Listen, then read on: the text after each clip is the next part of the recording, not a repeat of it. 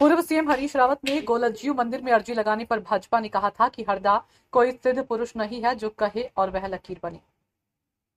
राजनीति में बेशक उनके चौंकाने वाले फैसले सनातनियों के लिए आहत करने वाले भी रहे, लेकिन गोलज्यू महाराज न्याय के देवता माने जाते हैं। गोलज्यू देवता गुण दोष के आधार पर ही न्याय करते हैं।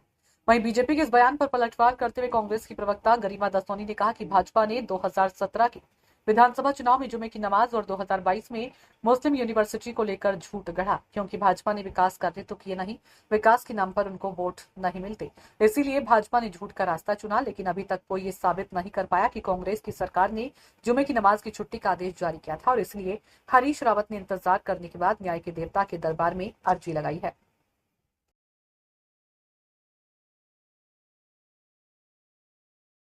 अर्जी लगाई। इसको लेकर भाजपा ने प्रगवा ने साफ करते हुए कहा है कि हरीश रावत सिद्ध पुरुष नहीं है, गुण दोष के आधार पर भी मुझे देवता महाराज न्याय करते हैं। नहीं, बिल्कुल ठीक कह रहे हैं मनवीर चौहान जी। और मुझे ऐसा लगता है जिस तरह से एक मुहिम छेड़ी है माननीय हरीश रावत जी ने, काफी वर्षों तक और महीनों तक इंतजार किया। पहले उन्होंने उस व्यक्ति की खोज की जिस व्यक्ति की ये इजाद है कि जुमे की नमाज माननीय हरीश रावत जी ने इसका आदेश दिया था और मुस्लिम यूनिवर्सिटी की बात कही थी। ये जो झूठ का गुब्बारा भारतीय जनता पार्टी ने 2017 में भी और 2022 में फुलाया, क्योंकि उनको पता है कि विकास के नाम पर तो उनको वोट पड़ेगा नहीं, रोजगार उन्होंने दिया नहीं, महंगाई उन्होंने कम की नहीं, महिलाओं के साथ हो रहे अपराधों में कोई कटौती नहीं हुई। तो ऐसे में भाजपा को पता था कि केवल और केवल उनकी नैया या वैतरणी अगर पार लग सकती है तो वो झूठ के सहारे लग सकती है। तो 2017 में जुम्मे की नमाज का झूठ गढ़ा गया और 2022 की सरकार बनाने के लिए मुस्लिम यूनिवर्सिटी का झूठ गढ़ा गया।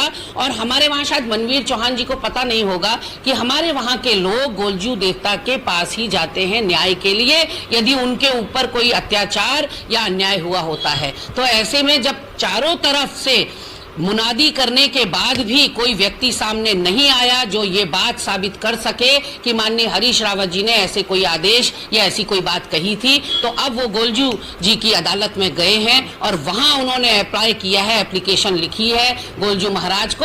और केवल माननीय हरीश रावत जी नहीं, पूरे कुमाऊं और गढ़वाल मंडल के लोग गोलजू के दरबार में जाते हैं और ये प्रार्थना और गुहार करते हैं कि उनके साथ न्याय किया जाए। तो अब देखने वाली बात होगी कि ये कितना सच बाहर निकल कर आता है। और मनवीर चौहान ने जो बात कही है वो साफ तौर पर भाजपा की बौखलाहट दिखा रहा है कि उसको डर सता रहा है कि माननीय हरीश रावत जी जिस मुहिम को लेकर निकले हैं, झूठ का पर्दाफाश करने निकले हैं, यदि भाजपा बेनकाब हो गई, निर्वस्त्र हो गई तो फिर जाने महफिल में क्या हो।